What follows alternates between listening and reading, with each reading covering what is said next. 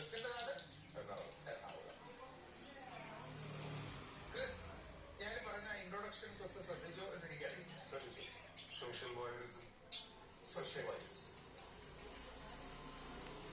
നിങ്ങളിപ്പോ അതിന്റെ ഇരകളാണ്. കുറച്ച് കാലങ്ങൾക്ക് ഇരകളാക്കാൻ ശ്രമിച്ചു, പക്ഷെ ഞങ്ങൾ വഴങ്ങിയില്ല.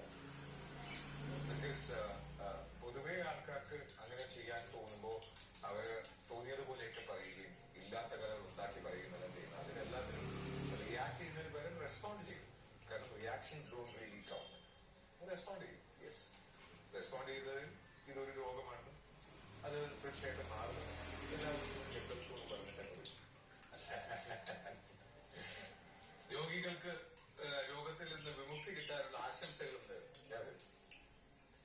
അപ്പൊ അശ്വമേധം കാണാറുണ്ട് പണ്ട് മുതലേ? കാണാറുണ്ട്. വീട്ടില് ഫാമിലിയായിട്ട് ഞങ്ങൾ കണ്ടിരുന്ന പ്രോഗ്രാമാണ്. ഇപ്പോ സ്റ്റിൽ ഇറ്റ് കണ്ടിന്യൂസ്. ആ ഒരു എക്സൈറ്റ്മെന്റ് പ്രോബബ്ലി നമ്മുടെ ഇന്റർവ്യൂ അന്ന് താടിയില്ല.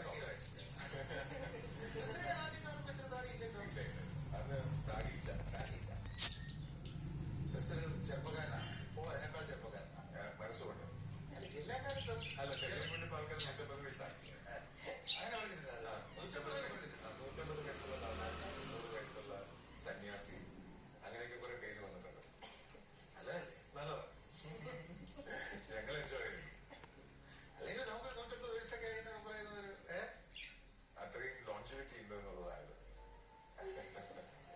എന്താ പറയാ, ഭേദമാകട്ടെ അവരുടെ രോഗങ്ങൾ. തീർച്ചയായിട്ടും. Get well soon.